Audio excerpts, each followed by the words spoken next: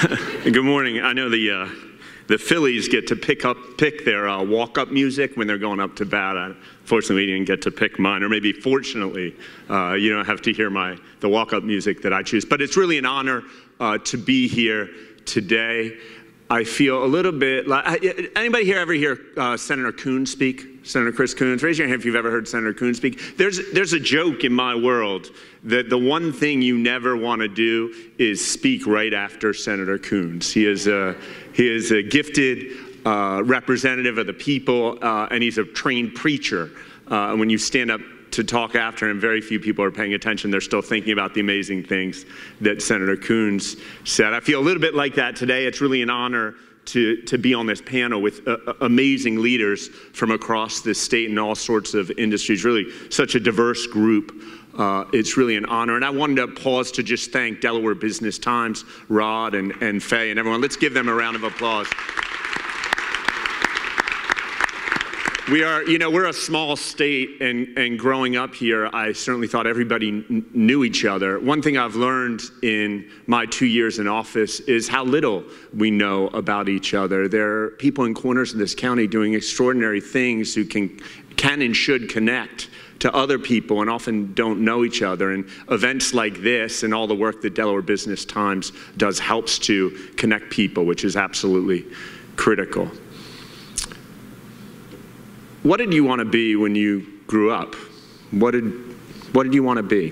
For some of the people in the room who haven't grown up yet, or like me, don't necessarily feel like they're grown up yet, what do you want to be when you grow up? When I was in high school, what I wanted to do and be when I grew up was pretty simple. I wanted to change the world. And there was no doubt in my mind that I was going to change the world. And as I got into college, I figured out the one thing I was going to do to change the world is I was going to fix our education system. The inequalities I saw in this world, the inequality of opportunity, I felt like could all be fixed if we just had a completely equal education system. And I was going to do it by going to teach. I was going to be a teacher. And I wasn't going to teach in a school or in an environment that I picked. I was going to go and teach in an environment that somebody else picked, that a program called Teach for America picked. They were going to pick an environment most in need of teachers anywhere in America, and I was going to go and teach. And so I signed up for Teach for America. They placed me in a fourth grade in the Anacostia fourth grade classroom in the Anacostia section of Washington, D.C. The summer before I started teaching, I went through training, and a mentor teacher there, an experienced teacher in a high poverty school, told us that what you do, the trick is, if you have a kid who's not doing what they're supposed to do and consistently aren't doing what they're supposed to do, follow them home. Go to their house. And there was sort of, this fear among my peers. Well, there's safety issues, and are you sure you want to do that? And that's crossing a line. And so most people are like, we're not going to do that. But I said, hey, I think I'm going to try that. And so my first year teaching, I stood up in front of the class and I said, there are consequences for not doing your homework. And if you don't do your homework one night, this is the consequence. 2 nights, this is the consequence. If you don't do your homework 3 nights in a row, I'm following you home that day. I'm going to go to your house. So kids started doing their homework. And it took about 6 weeks. And there was a new student that showed up, a student named David. David comes, and he came the first day and didn't do anything. Didn't do anything in class, didn't do his homework. Second day, same thing. I'm telling him, hey, there are consequences, lost his recess, things like that. By the fourth day, after the third night, he hadn't done his homework. So I said, you're warned. I'm going to be following you home. So that day, classroom lines up. We walk out. I walk right out with him. We get in front of the school and walking, and I'm just about 10 feet behind, walking behind David. Suddenly, David books between the houses. He's gone. And I'm standing there. I'm thinking, well, one thing we learned is if you issue a threat and say, this is your consequence, any parent knows you have to assess the consequence or you lose all credibility. So I say, what do I do now? I don't even know where to go. Then it occurs to me, wait, his address is in the office. Right? So I have his address. So I just walk back in the school, get his address, while he lives like 4 blocks away, walk to his house, knock on the door. And David sees me with this panicked look in his eyes. He goes running back. His mom comes to the door. And I explain, hey, I'm here. David, 3 nights, didn't do his homework, and the consequence is teacher comes, and we got to figure this out. David's got to do work in school. He's got to do work at night. By the time I'm finished talking, there's a tear dripping down the cheek of David's mother. About 2 months earlier, David was playing in the front yard when somebody shot his sister right in front of him. Right in front of him. And I'm sitting there on their couch in their house, worried about this kid doing homework. Probably has so much going on in his head, things that I can't imagine, wondering how I'm gonna help this kid. Wake up the next morning and I think, hey, this is why I decided to do what I wanted to do. I met with the mother later that day and we developed a plan that regardless of what was going on in David's life, we were gonna help him in every way that we could. By the end of 4th grade, David was doing math on 4th grade level, which at the beginning of the year seemed like it was just about impossible. We employed the most creative strategies using music and art to get him engaged in school and addressing some of the mental health concerns that he had. So by the end of that 4th grade year, I was 25 years old. And the lesson to me was you gotta be bold. You gotta think outside the box. You gotta be creative if you really wanna do something in this world. As I've grown older, that was 20 years ago, as I've seen markets move, I've learned that we don't have a choice. We don't have a choice. You have to be bold. Anybody know what the population of Wilmington is today? I have an idea. About 72,000, right? About 72,000. Anybody know what it was 100 years ago? 110,000. 110,000. There was a huge shipbuilding industry, as big as our financial services industry is today. There was a shipbuilding industry down at the riverfront that was leading in the nation.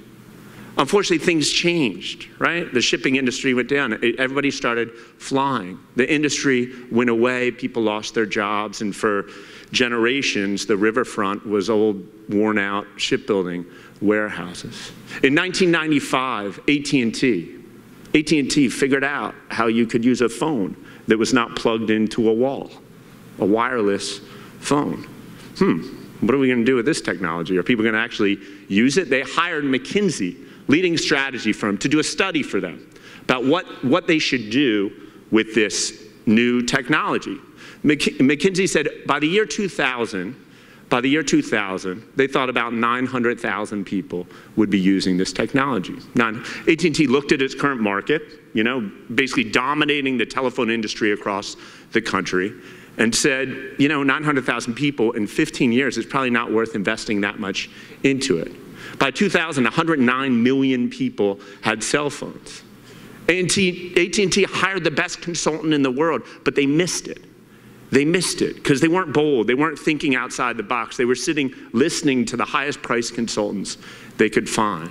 Time and again, there are instances like this. 2 years ago, I came in as county executive with a message of being bold. Let's be disruptive. I found myself the head of a government with 1,452 employees. 1,452 employees. Employees who were not elected with me, who did not walk in with me. The average tenure of the employees was over 18 years, mostly unionized employees who, if you wanted them to leave, it was pretty hard to get them to leave. And what are we going to do? You say to someone who's been there for years, hey, let's be bold, let's be disruptive. As a colleague of mine says, the bureaucracy yawns. So what we did is we put in place a number of systems to try and get our people who've been there for years and are going to be there for years, to start thinking boldly and disruptively, inspiring them to, hey, think about the job you do every day and you've been doing every day for years. Think about it a little bit differently. I personally speak to every single new employee every other week who comes in to our organization. I tell them, you come here and you act honestly, you act transparently, you act efficiently, and you disrupt things. You do things a little bit differently for the benefit of all of you, of our taxpayers. As a result of that, we've made amazing strides in 2 years. We have this vacant housing problem in unincorporated Newcastle County. When I came into office 2 years ago, we had record of about 1,300 vacant houses that had huge tax delinquencies, many of them blight on neighborhoods. The county had been talking about it for decades. What are we going to do about this? And in the financial crisis 10 years ago, it only got worse. I put my chief of staff on it. I said, we need performance indicators. We need to get things done. And by working hard, just in the past 18 months, we've reduced the number of delinquent homes, the delinquent vacant homes, by over 40%. They're now about 900. And they're all the largest delinquencies we've gone after.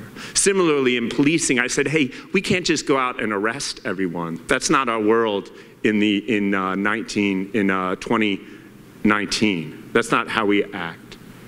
So we now go out, our police patrols go out with mental health counselors. Mental health counselors. There are 150 individuals who 3 years ago would have been arrested, but instead we've gotten them into mental health treatment, because we send out mental health counselors with police. You're the leaders in our community. You're the leaders in our community. The most important thing, all 10 of my things basically say, be bold, be disruptive. That's our future here. Thank you.